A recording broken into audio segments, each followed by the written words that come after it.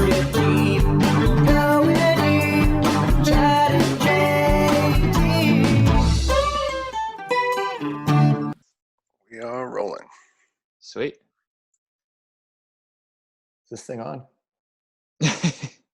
Yeah, I think we're live. All right. What's up, dudes? This is Chad Kroger coming in with the Going Deep with Chad and JT podcast. Guys, before we begin, I'll remind you once again that we are brought to you by Manscape. Manscape, thank you so much for keeping our trims pubed, for looking after our hogs, for making sure that we're looking fresh and clean. Because Trims pubed? trims pubed, yeah. Yeah, makes sense. Yeah. You did it. Yeah. You're on board with the Manscaped train. For sure. Use code GODEEPWW at manscaped.com for 20% off all orders. Hell yeah. And I'm here with my compadre, Jean Thomas. What up? Boom, clap, stokers. And we are back with Travis Pastrana. What up, dude? Welcome. How you doing? Thanks for having me on. Yeah, of course. Good to see you again. Yeah, it hasn't been too long, actually. Yeah. Just is our monthly catch-up. Nice. I'd be all right with that. Yeah. How's your 4th of July? Dude, my favorite holiday. It's awesome. I'd have to say it was finally Corona's kind of lifting a little bit where we can have groups. So we just went and did the All-American Redneck Bash like we always do. And Nice. had some filming for Quibi just on for that release coming out. So it's been really cool to get everyone together and have an excuse to do it while technically working. But yeah, as soon as we were done filming, we definitely went with the Can-Ams and quadding and mudding, and it was just absolutely awesome. Oh, that's. How about you guys? What did you guys do for the 4th? We were actually filming something during the day, so it felt nice to actually like work or like be doing work. You know, it was like we like earned our celebration afterwards, and then we just grilled some hot dogs, and then had a couple brews, and it was just like 3 of us, so we were staying safe. And Nice. yeah, It was fun. Yeah. we're in JT's mom's backyard. Yeah, my mom's backyard. She's out of town, so I kind of got the place to myself right now. Yeah. Had a bottle of wine. We watched Gladiator and then Rounders.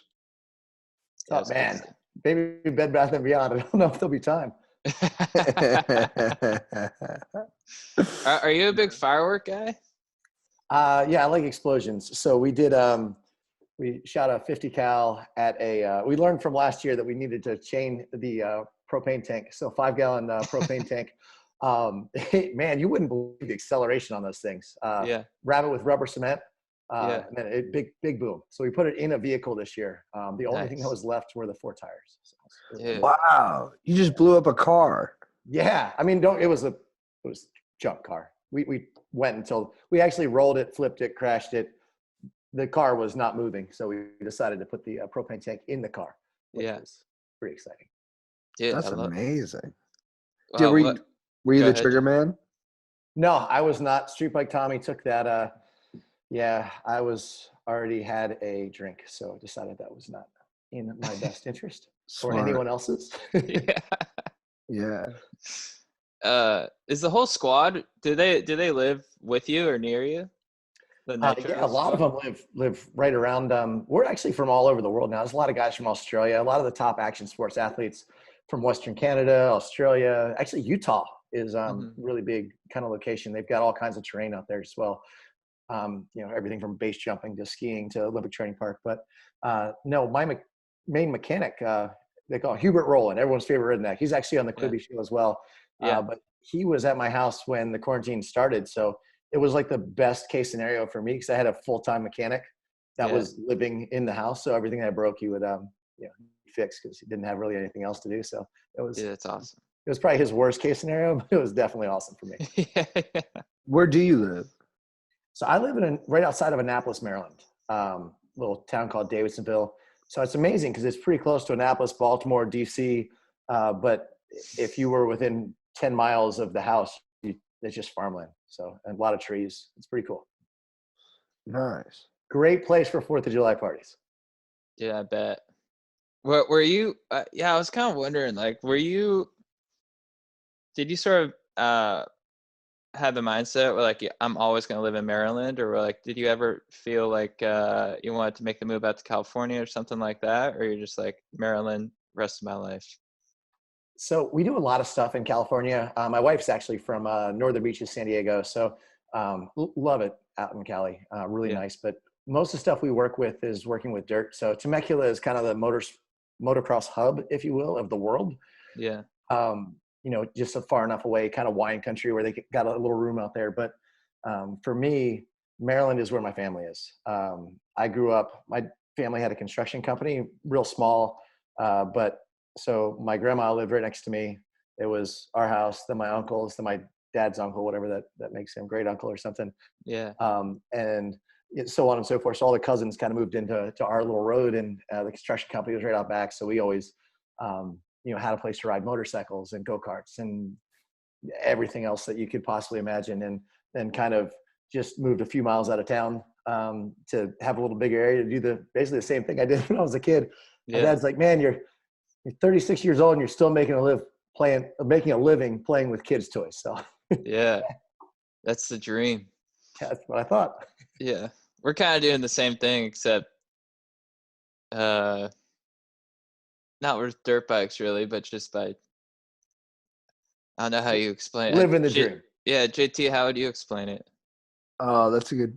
I'd say we're like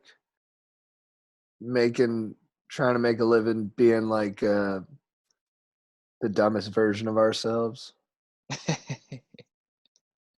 That's why I was but like, on command. So it takes some discipline. Yeah. yeah. Well, that was like my specialty growing up was making people think I'm dumb. And I was You like, got to be pretty smart to do that, to be honest. yeah, no, it was like my superpower. Like, it's like, I don't know how to explain it.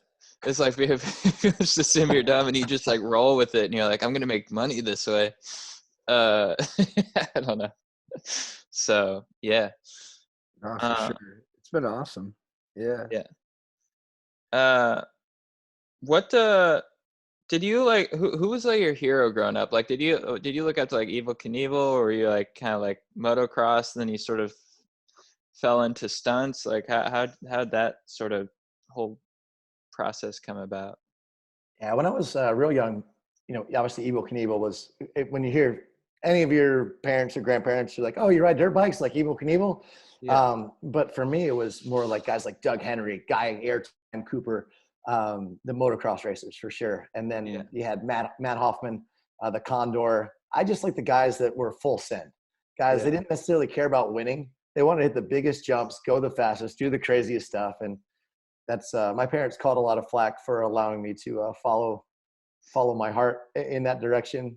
It's probably like 10 years old doing no hands and no feet on the motorcycle, and other parents are like, why? How could you let your kid do that? I'm like, oh, it seems like he's having fun. So the flack was coming from other dirt biking kids' parents, or from just people in the neighborhood who would be like, why is this dude blasting around on his dirt bike so fast? Yeah, no, I mean, I never rode on the street, or my dad was drill sergeant in the Marine Corps, so laws weren't broken. Definitely the opposite of lazy in our family. Get up, work hard, but then play hard. Mm-hmm. So it was a really fun way to come enjoy life, I guess. But yeah, I was very fortunate because I had the construction company in the backyard, so they were always yelling at me for getting on the Bobcat and breaking all their stuff and mixing the white sand with the clay and so on and so forth. But Yeah, that's awesome. Did you ever have dreams of like being like a fighter pilot, stuff like that? Especially with Top dad Gun and came like, out. Yeah. Oh yeah, dude. The best. Not to get off subject, but probably what I'm most disappointed about right now is that Top Gun 2 has been delayed. Oh, that's good. I want to see this movie. I had a lot of friends that were did the camera stuff and filmed all that. And they're like, dude, everything's like, all the flying is real. They're like, it's the gnarliest film I've ever been a part of. So definitely excited for that to come out sometime, hopefully, maybe. Dude, that was like the best trailer I've ever seen. The Top Gun 2. Have you seen And that then one? the movie theater shut down. Oh, It'll be worth it though. I think we're just holding in all this pent up stoke. And then once we can go see it, it's going to be that much more epic. That's what I'm telling myself. There you go. I hope so. Hope it's not a letdown, man. I'm still looking forward to it. Yeah, dude. Yeah, the trip.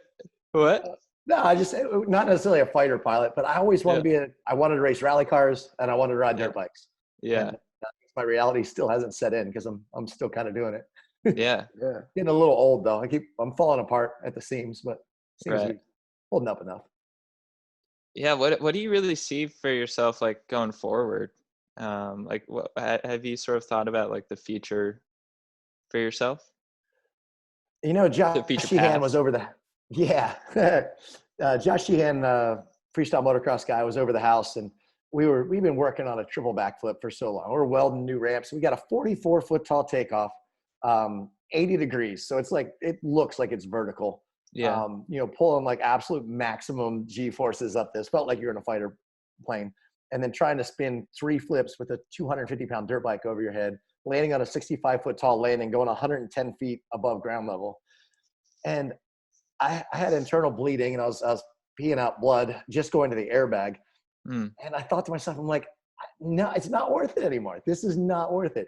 Mm-hmm. And at that moment, kind of became my next goal to just keep progressing the sport and to be a part of what I love to do, but help build the safety and help make the ramps and give the guys like Josh, you know, the best opportunity they can to safely do the stuff that everyone thinks is still impossible. So working on actually starting a facility here in Maryland where, because my wife, she won the world championship last year, and that's kind of her last hurrah, if you will, just with our 2 kids, both, you know, will be in school next year, first grade and kindergarten. So, you know, trying to stay home more and to build a facility where we can really grow rallycross with huge jumps, Talladega banks right and left, and just to build it with our good friends and really bring racing back. And then, you know, with the Olympics now, with action sports, with, you know, you had snowboarding, but now skateboard and BMX going in, like, and X Games, and of course Nitro World Games. And there's so many people over the house and from all over the world all the time.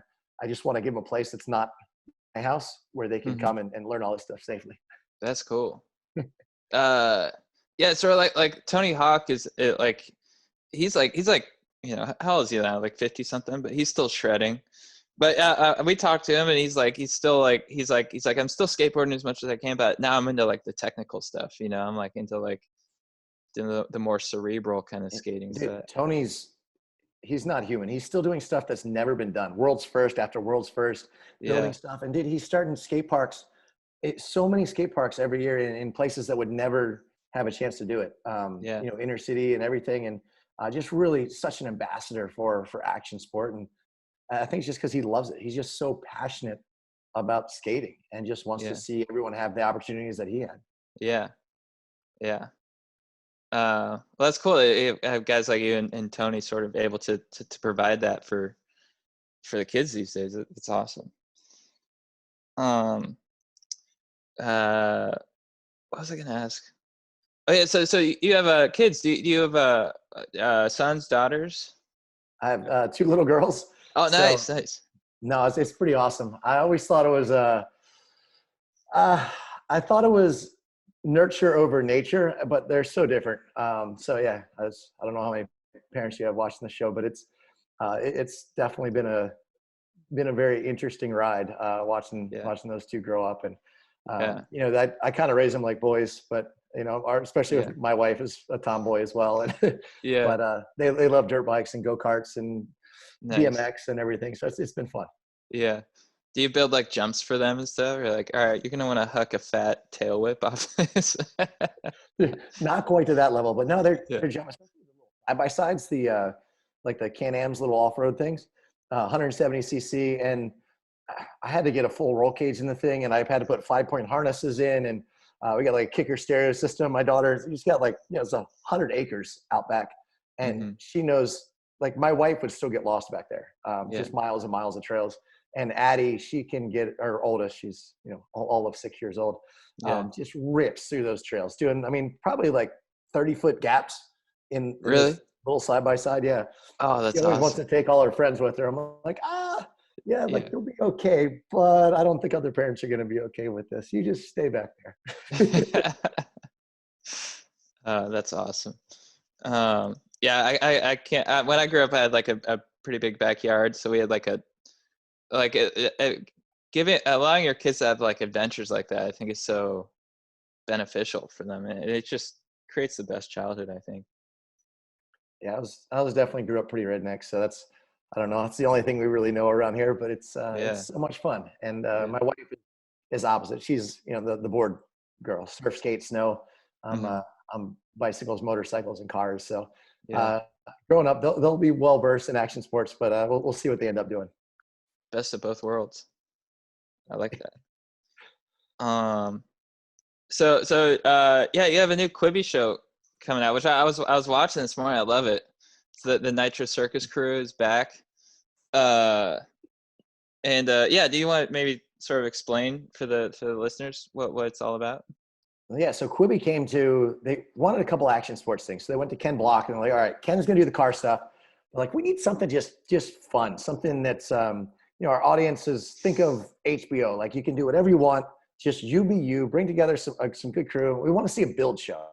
So Mhm. it started out as a build show, and we thought, we'll just build all our favorite kids' toys because we Yeah. still make a living on kids' toys, and Yeah. we'll build them bigger. So we ended up with a yo-yo that was attached to a giant crane that was hundreds of feet in the air, and then the guys spinning until they pretty much puked. That's the only one that I was like, absolutely not. We had a toss and catch. You know those things you played with as a kid that had like the Velcro? Like Yeah. you the ball, the Velcro pads. Well, we Yeah. were the Velcro ball, and rung my bell pretty good on that one. Got launched out of a catapult and missed the catch. Yeah. Kind of like my childhood. I wasn't very good at throwing or catching, so I wasn't very good at physics either, as it turns out. Yeah. Yeah, it's so fun. Yeah, how did you guys decide on the toys? Like, how do you guys come up with the ideas for that? Do you have like a writer's room, or you just sort of, how's that come about? No, it's basically, we learned real quick dealing with the guys from Jackass when they first came out with the Nitro Circus show, and they were helping us. Like, look, if you have a really horrible idea, you have to be willing to at least try it first. Mm-hmm. So generally, we got a really good group of some of the top athletes, if you will, in action sports. And we build most of our own stuff anyway. So we kind of understand a lot about how things work just because, well, when we grew up, they weren't sports. So we had to, if we wanted to do it, we had to build it. Getting a little less jerry-rigged over the years, but pretty fun to come up with ideas to say, okay, what do we want to do? Said, okay, we want to drive like Barbie Jeeps, and basically let's have a Barbie Jeep race, but let's do it with bigger Barbie cars. Let's have more horsepower. Let's have jumps. Yeah. And then, like the toss and catch, everyone was making fun of me because I can't throw or catch. And obviously I wasn't even good as the human ball in that as I crashed to my head. But, just basically what do you think would be fun to do? So for us, well, most of my childhood had a Red Wagon, a radio flyer, if you will, racing down hills and stuff. So I was like, let's do a radio flyer, but we built it so big. And then of course we put a jetpack on it. So it took off much faster. Stuff like that. That's the best. That catapult looked fun, even though you came up short. Did you have a favorite? Is there a favorite toy that you guys did? Like, do you have a favorite one? For me, I want the catapult for the end of my pier at the house, just to launch into the water. Like if there was no landing, so great. That'd be a great 4th of July toy to have. 100%. I've been trying to get it to Maryland, but I think it's going to stay out there. Damn. Dude, the Red Wagon though, we actually we had some guys, the same guys that built the Red Bull balloon, like Felix Baumgartner's, like basically aerospace people. And why they went that direction, I have no idea. But this Red Wagon was built like you would never believe. Like it was exactly to scale, only times 40 or whatever it was. And they got 4 of us in there. But literally the wheels roll so well. We could like take all the kids and pull it anywhere you wanted to go. Like it's taller than me, but we could pull this Red Wagon up the hill. So I'm trying to get it hopefully to basically I'm married into a house in California. So we don't get out there too often, but like to, because it's not too far from the beach. just Yeah. walking down the road with a red wagon that's like the size of a car on the sidewalk would be awesome. Yeah. Dude, that's amazing. What was I? Oh, dude, this is a random question, but so for the Nitro Circus movie, my buddy Ass Clown, aka Jack, his dad is Dennis Rice. Did you work with Dennis Rice? Yeah, no, sure did. Yeah. Dude. I came to the premiere. I'm not sure if I met you. I think it was like 2013 or something, but Dude, that that's was, been a while. yeah. Shoot, Uh, yeah, uh, it is. No, yeah. it was a cool crew. Like we were Yeah. working with the 3D cameras though at that point. So it like they're like hold for camera and you're like ready to do something that you think you're gonna die on. And you're Mhm. sitting up there for like 45 minutes while they change like the batteries out of these 3D cameras. I'm like, this is Yeah. horrible. But yeah, pretty fun. Yeah. What's the most scared you've ever been? That's a good question. You know, anything, sorry, anything you're not prepared for, I think. So Mhm. probably dropping in on Bob Burnquist mega ramp on a plastic rear wheel tricycle that we got from Toys R Us. And as I'm dropping in thinking, I hope this goes as fast as like a skateboard or a bicycle, because if I don't, I'm going to come up short Mhm. and pretty much crash to my death. So Yeah. it worked out. I still did knock myself out, but it worked Yeah. out better than it could have. Yeah, no deaths. That's good. Uh, that's awesome. What was I gonna say? What? So what do you have coming up? What's next for you?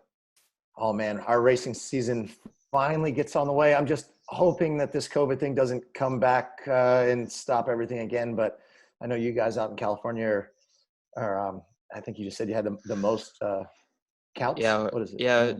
It's not looking too pretty right now, but we'll pull through.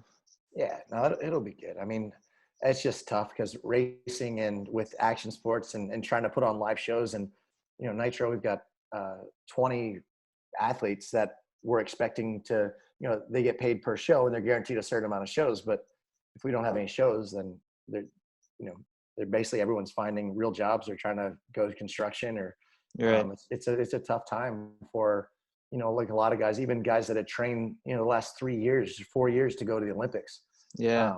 You know, skating's in the Olympics, BMX in the Olympics. They're all excited. They're at their absolute peak prime, and they're not Mhm. sure when this stuff's going to actually happen now. So, you know, X Right. Games didn't happen for the first time in 25 years, and it's a real interesting economy, I guess, but just landscape, Right. especially for sports that, you know, are kind of a hobby. Mhm.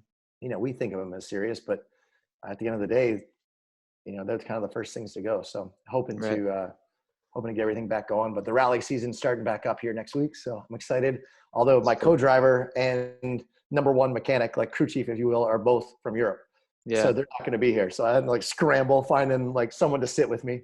Yeah. It's surprisingly not hard to find someone that's willing to sit shotgun with me. After my no one would want to do that. Yeah. And yeah, you mentioned they're Formula One guys. The original crew chief. Yeah, actually, my co-driver is like a smart version of race car drivers. So my co-driver actually works as an engineer on the Red Bull F1 team. Mhm. And in his spare time, sits with me in a car going really fast through the woods, trying to keep us on the road. Yeah. Yeah, so that's pretty neat. But my we call him Graham. Oh, Graham Cracker, but he's awesome dude. He's from England as well, and just he's been basically stuck over there. His whole family actually came down with COVID for a while, so that makes them even more like, I'm like, well, you already had it. Send him over. He's fine. Right. Yeah. How'd they deal with it? Were they all right? Yeah. So my crew chief's wife ended up she got pneumonia, and went pretty bad for a while. She had some health issues before with cancer and stuff that she had already fought through. So you know, that was tough. His daughter or his son went right through, like it's like it was sick for 2 weeks, but it's pretty good. Mm-hmm. Nice. I mean, good considering. You know. Right. Do you want to answer some questions from the listeners? Sure. What's up, guys? I'm interrupting this podcast to let you know once again that we are brought to you by Manscape. Manscape, thank you so much for keeping our trims pubed, for looking after our hogs, for making sure that your dongs are looking fresh and clean. And fellas, are you prepared to unveil your summer bod? Manscaped is here to ensure your post-quarantine body is ready for the wild. Don't be the guy at the beach with a bear rug on your chest. And if you grew some more quarantine man tits, the least you can do is make sure they're hairless, okay? Because Manscaped is dedicated to help you level up your full body grooming game. You know, they have the perfect package 3.0. You guys know what this is all about. The essential lawnmower 3.0, waterproof, cordless body trimmer, liquid formulations, ball toner, pube cleaner, a fucking all kinds of stuff, guys. And yeah, so, and guys, I've got a huge announcement for the Stokers. They just launched this in Australia. So if you're an Aussie, you've gone years without using the right tools for the job, and you can be one of the first to experience these life-changing products. And trust me, dudes, I've been to Australia. You guys are the best. You guys know how to rage.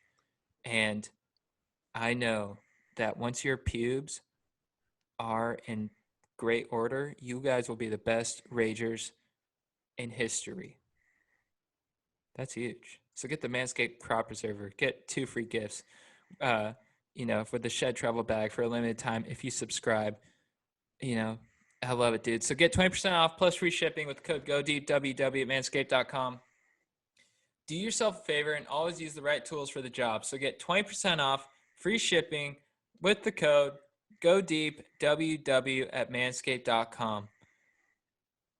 Trim your chesticles with the besticles. All right, later. All right. Do I ask out Mega Babe? What up, Chad, GT, Joe, Aaron, and possible guests? I come to you in a time in quarantine when libido is high and female contact is low. I've been going to physical therapy for a couple weeks, and there's an intern working there that is super cool and a Mega Babe. We talk every time I'm there, seeming to hit it off, and learn that we share some common interests. One of them, fitness. She's understandably focused on her job, so conversations are often cut short. The question is, do I ask out this Mega Babe, sparking some potential? If so, how? She's not always working, so it's hard to predict when I'll see her again. Or do I respect her career and just be friends for the time being, avoiding potential awkwardness? My PT lasts only a month, so getting rejected wouldn't be the worst thing. I'd be curious to hear your opinions on how to go about this. Thanks, guys, for your constant inspiration, uplifting everyone's lives during these especially difficult times. Yeah, Travis, have you, pre-marriage, did you ever have any PT people that you were romantically interested in? There was none of my physical therapists were female, so yeah, no. There were, I guess, a couple, but they were not exactly my age bracket, if you will. Right. No, I've made a career on just not being afraid, I guess. So I think if you, I just always went for it. I mean, worst that can happen is they say no. Yeah. And then use the awkwardness to be funny and try to get that. The only thing that you can't recover from is creepy. So as long as you're not that, you're good. Dude, I love that. Yeah. Just huck it in, and is that the right way to say it? just hit the jump and go for it. I agree. I mean, I think he doesn't really have anything to lose. And yeah, as long as he's not creepy, just say what up. Be like, thank you for the PT. Let's get pokey. Yeah, maybe that might fall under creepy. I'm not sure. Oh, damn. Maybe wait till you're done. If you only have a month left at PT, maybe just wait till the end too, so that you don't have to cruise back in there post ask out. Because I don't want to assume it's going to go neg, but yeah, I would just maybe wait till the end, so it's kind of like a seamless transition either way. All right, to be or not to be friends. What up, legends? Going to make this short and simple. After talking and getting deep and vulnerable with the super dope, down-to-earth bae with our intentions, emotions, and feelings, she straight quick scoped me to the heart with, "Look, I want to have sex, but I don't with you." Damn, brutal. Long story short, We haven't hooked up in 4 months, and she wants to be just friends. Should I stay friends with this babe by letting time do its thing, or just let her go and drown like the legend Leo after that painful honesty?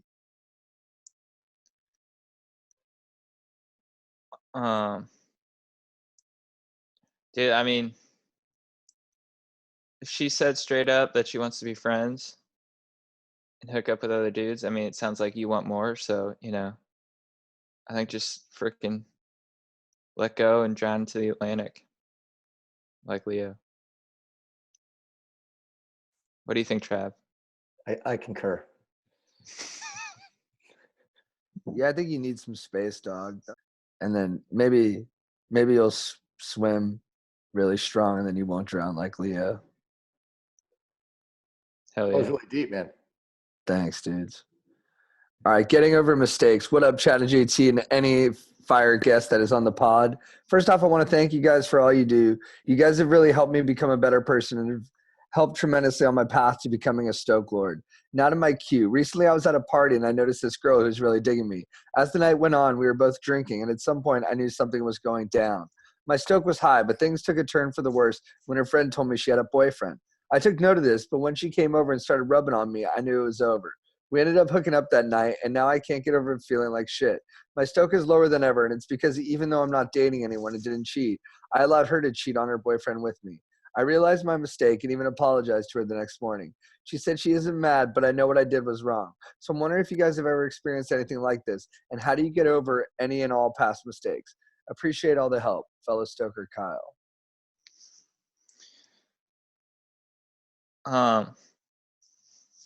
Yeah, dude, I had a similar situation in high school, and it felt terrible. But I think the best thing you can do is just say, moving forward, I'm gonna,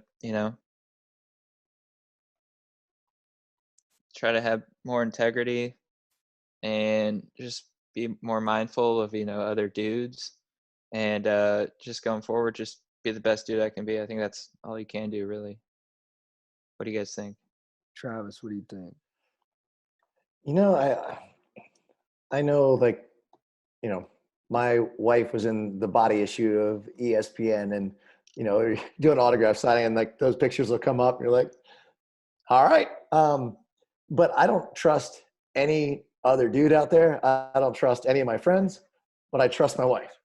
And I think that's, at the end of the day, like, yeah, dude, don't go trying to go around and doing that to other people or to people that are in relationships. But that relationship probably wasn't going to work anyway. She met you that night, and she's already doing whatever with you. You might have saved that guy heartache down the road. Imagine if they'd have been married and she was still doing that and he didn't know.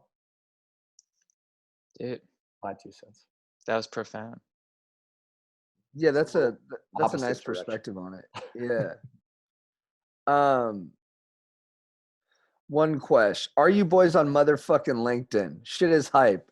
Commenting some fuck shit on your Goldman Sachs blowjob post. Hilarious. Ride the wave. Is that a question? Did you? I don't think there. Oh, are we on LinkedIn? Are you on LinkedIn, Travis? No. Nah. I'm on there, but I haven't updated in like 7 years. I had a job, and my boss maybe put myself on there. Yeah. But my name's slightly different. The rest of that question was a little bit confusing.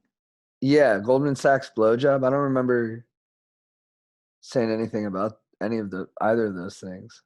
It's probably a fake you on LinkedIn that he's referring to. Oh, That'd be interesting. interesting. We'll have to So search check it. into that. Did you ever think about working in the financial sector, Travis? Nope, never crossed my mind. If you weren't dirt biking, or if you weren't doing extreme sports, what do you think you would have done? Probably military. Honestly, most of my family, they either went sports or military, construction, and they all ended up construction. So I'm still the last one left of the cousins or the uncles living the dream, and still kind of doing what I love to do on kids' toys, if you will. Hell yeah. Yeah, which branch of the military do you think you would have gone into? So we're from Annapolis. Naval Academy is right down the road. Most of cousins went into the Navy. My best friend growing up, he became a SEAL. Cool. Actually retired 2 years ago, and now he's in like security, which is actually pretty interesting. Like even for Nitro Circus, we have, a lot of guys that were in military just kind of help us. Funny story, I guess, went over to Saudi Arabia, and I got a text right when I landed from Faisal bin Laden. And I was like, I don't know how bin Laden got my phone number. And he's like, hey, you want to check out my car collection? So we took all the military guys that we had with us, and James Foster and a couple of guys. I was like, sounds cool. Super nice family. Took us like 9 stories down. The military guys with us were like, oh, this is it. All the garage doors, close them all. It's like, this is where we die. But I got to try some awesome cars. It was pretty fun. So anyway, there's a random tidbit. That's awesome. One more question. Performance anxiety, enormous bomb. What up, fellas? I'm a stoker from up north and a huge fan of the pod. Everyone's effort on this show has helped me through a lot of ups and downs in my life. Really stoked this exists. I wanted the boys to share their experience overcoming performance anxiety or bad stand-up experiences. I'm a huge comedy fan and decided to give an open mic a shot myself. But let me tell you, fellas, I absolutely bombed harder than anything imaginable. To provide context, it was a small room, socially distanced, and extremely bright lights, so I couldn't see anyone. That's not the problem, though. I love being on stage and feeling that rush.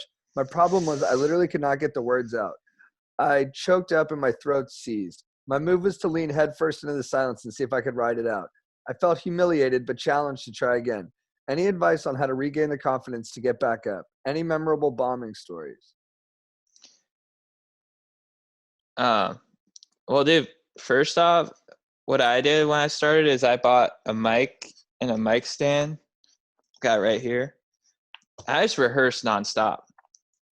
Even though it's stand up and you need a crowd, you can still rehearse your jokes. And just I think, and Travis, you can probably test this. It like the getting that practice in and sort of getting the pathways in your brain sort of primed for that experience.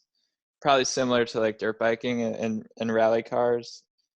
I think it just increases your confidence tenfold for that experience, so you can get the words out. And a ton of bombing experiences. But I love bombing. It's one of my favorite things to do. And so I think you just got to learn to love it. Trav, how do you feel? Dude, that's an interesting perspective there. No, I think one of the toughest parts on Nitro Circus is we have to go around, and a lot of times we go into countries that they don't all speak English, or even a very little bit, and you can generally, after you practice and you know what you're going to say and you rehearsed it, you kind of know what people get and what people don't get. But there's been some times that I've just been up there and, like I said, the wrong city, get basically booed out of the stadium. I've thrown an opening pitch because I'm horrible at throwing, and I missed the catcher and I hit the Braves mascot right in the head. Did you really? Ate it up. He went down, like whole stadium booed. My first ever Supercross race, I had a cast. I just broken my thumb and I was nervous. So I'm like, I'm just going to do a trick. And I didn't think about it, but I had a cast on my hand. So when I went to grab the rear fender on a trick, now you're not supposed to do tricks on the warm-up lap of a race, let alone your first race. Mm-hmm. Dude, it was my first professional race, literally 70,000 people, Indianapolis, in the stadium. Wow. I do a trick. I miss the grab. I crash, eat crap. I mean, north, south, east, west crash, like head over feet. My bike launches off the berm, takes out a camera guy. I got to know him later, but goes down pretty hard, like can't film. The whole crowd is laughing. There's 70,000 people as I get up that are like literally hysterically laughing. And I have the one guy, like my boss, and just has his head down, Roger DeCoster, shaking his head. Like, who did I hire on my team? I'm 16 years old. Mm-hmm. And I went to the starting line, and my mechanic's pissed off, and he has to change the clutch is broken, the handlebars are bent. And he's like, all right, now you go out and win, because that's the only way you're going to get over this. Yeah. And I didn't. I actually landed on a guy in the second turn and crashed, and it was horrible again. But that's how I started my pro career. So really, you can't really get worse than that. That's a great story. Yeah, that's nuts. That sucked. Yeah, dude. I think bombing is just part of it. Failure is just part of it. It sucks. It hurts, but you get used to feeling that hurt. And then as the more you get used to it, the less impactful it is each time. Although sometimes it's still, when you don't see it coming, when you think you're going to crush and then you bomb and it just ruins your night, that's really tough. But I don't know. I look back on all those things fondly. And then they say Chris Rock's like bombs a ton. He'll bomb on purpose. He'll like do his jokes with no personality just to see if they work like on their own without all of his, performance chops. And I think his ability to choose that and to suffer through that is why he's Chris Rock. And then, yeah, I've bombed where I couldn't talk. I remember one time I was supposed to say a bed of lettuce. I was trying to do a joke about salad. I said a bed of lettuce and I said a bit of lotus. And no one knew what I was talking about. But you just keep going. No one really notices as much as you notice. Yeah, and I think if you do it for the sake of doing it, like you're like, regardless of what happens, I'm gonna go up there on stage and I'm gonna have fun. That not only will that translate to the audience, but that helps you to become a little bit more impervious to, because you don't want to be so result oriented where you're just like, I need to crush, I need to like get all these laughs, where you're just like, I'm gonna go up there, I love my material, I'm gonna go up and just have fun. And regardless of what the audience thinks, I'll leave the stage just being like, that was awesome. Yeah. And then also like, I like Anthony Jeselnik's sort of point of view where he's like, I wanted to go on stage and be like one of those WWE wrestlers who's like the villain, and just purposely try and be hated. So you can also take that approach. Yeah, that's cool. He's a Yeah. badass. Yeah. Travis, I want to know, what's the most stoked you've ever been?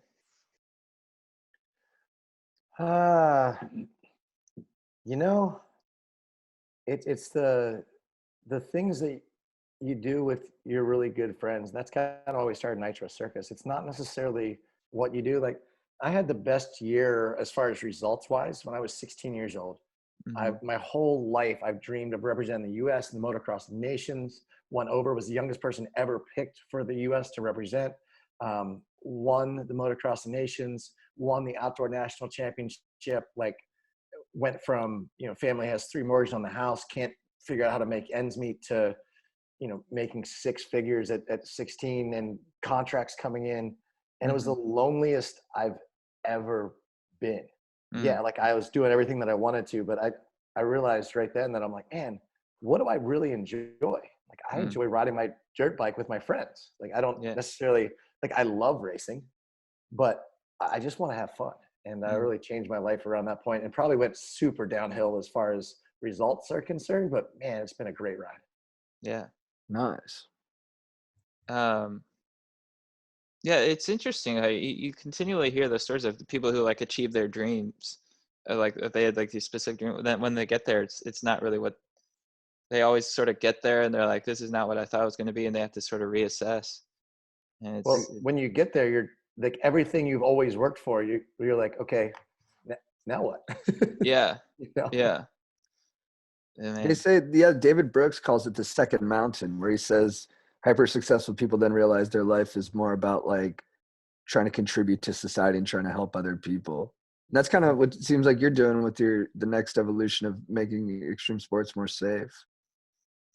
Yeah, I mean, selfishly, it's to be able to continue living my dream, but in kind of the way that goes back around is to be able to do it with your friends, and to make, if any of my friends get hurt, or my wife or my kids, that are getting into this, or the next generation, like that's on me. And that's like what Tony Hawk, I think, just wants other people to be able to experience the life that he experienced. And that's why he's opening so many skate parks everywhere. Tony Hawk told us his nickname growing up was Boney Cock.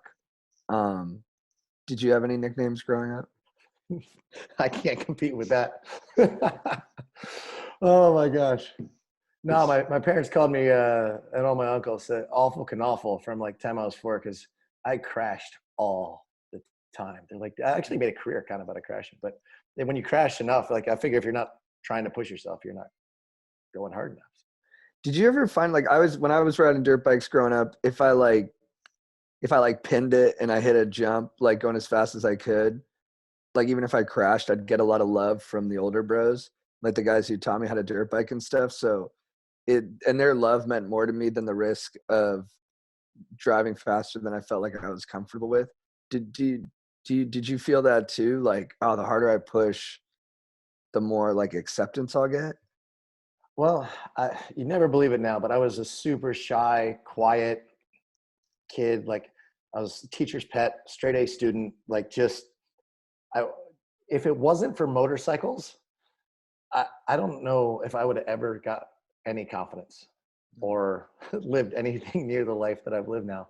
But they've definitely gave me the confidence because I could go out there, and even though I wasn't as fast as my cousins, or I couldn't throw or catch as well as anybody else really, I realized that if I just jumped off of higher bridges than everyone else that did more flips and spins, or twisted a throttle on a dirt bike and went faster than anyone else was willing to go, like didn't matter what you looked like, how dorky you were, what your grades were, they were just like, yeah, you send it. And that was Right. kind of that confidence is what led me through life. So yeah. Nice. That's great. Yeah, I this is a random question, but you have a lot of experience with foam pits, and we had an idea because we've been learning a lot about asteroids, like asteroidal impacts, and it's like, do you think a huge foam pit could save us from Armageddon? Like if an asteroid went to. It's a fucking good question. Yeah. Because we've been thinking about it a lot. Yeah. Like I'm talking like massive foam pit, maybe like 100 feet high. 100 feet. I think you're going to need, so just knowing what I know about foam pits, and we dropped our really fat friend Tommy from a 100-foot crane into the deepest foam pit that we've ever built.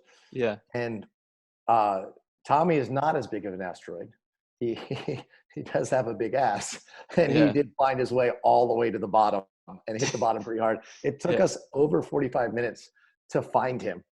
We were digging for so long. So I think most of the foam would just kind of blow away. I think you'd have a better chance building a massive airbag, Okay. a Kevlar top. You know, if the world came together and said, okay, this is where this asteroid's going to hit. You know, we got scientists that are smart enough to figure that stuff out, right? Armageddon was a great movie. Yeah. You know, Great movies. yeah. I think we could just get like a bunch of Kevlar topped bags. So like a 50 layered airbag, I think will be your best bet. Oh, nice, dude. That's good to know. Yeah, I mean, I like in case that. there's an asteroid coming, I think that's, you know, NASA should look into that. Yeah, I think we'll relay the message, let them know, because it's been on our minds a ton. So, yeah. But do you know, guys know something we don't know what's going on out there?